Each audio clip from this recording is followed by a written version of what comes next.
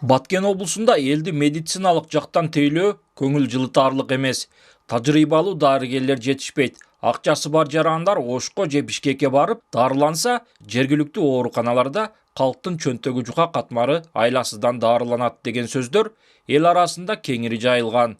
Аны милдеттүү медициналык фонддун өкүлдөрү да жашырышпайт. Biz быйылкы жылы 2024 жылы акча алды деп бизге конкреттүү мындай арыз жазып кайрылган учур болгон жок.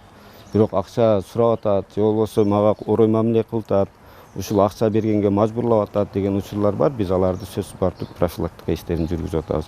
Буга чейин бир тойло ушундай кайрылуулар болгон. Ал иштер боюнча укук коргоо органдары да иштер жүрүп атат.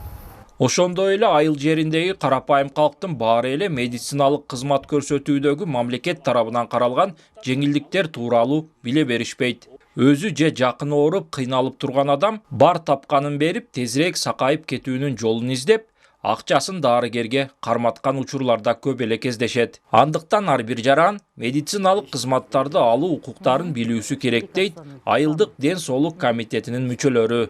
Оба мындай учурлар, мындай көйгөйлөр туш келет. Андай учурда биз айтабыз, эгер сиздерге врачтар акча талап кылган болсо, сиздер акча бербей туруп квитанцияны сураңыздар деп айтабыз. Алар милдеттерин билбей туруп өздөрү эле батыраак кетишими керек деген максатта очередте тургандан качыш максатында алар обязательно акча сунуш кылат. Азыр врачтар дары дармектерге толук кандуу бар, алар врачтар акча сурабайт.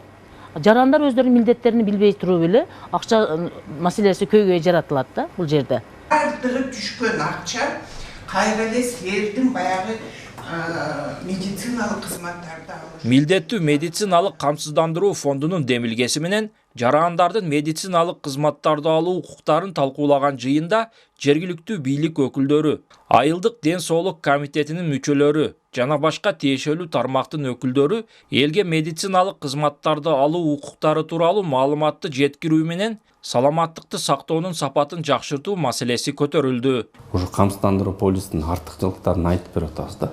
Бул эң эле биринчи мисал үчүн жөнөкөй эле ооруканага жатып калса, эгер камсыздандырылган жаран мисал үчүн Бишкекке барып Мамакеевке хирургияга кокус операция болуп калса, камсыздандырылган жаран 1510 сом төлөйт да. А камсыздандырылбаган жаран 14390 сом төлөйт да. 300 сом 14300дөн жогору төлөйт да. Бул мындайча айтканда 10 эсе кымбат болот атпайбы? Белгилеп өтсөк, 18 жашка чейинки балдар, пенсионерлер, студенттер, аскер кызматкерлери жана кош бойлуу аялдар, майып жарандар мамлекет тарабынан акысыз камсыздандырылат. Жалпы Баткен облусунда милдеттүү медициналык камсыздандыруу фонду тарабынан 500 миңден ашуун жаран каттоодон өткөн болсо, анын ичинен 148 миң жаран милдеттүү медициналык фонду тарабынан камсыздандырылган эмес. Улан Маккамбаев, Адыл Орозалиев, ЛТР, Баткен облусу.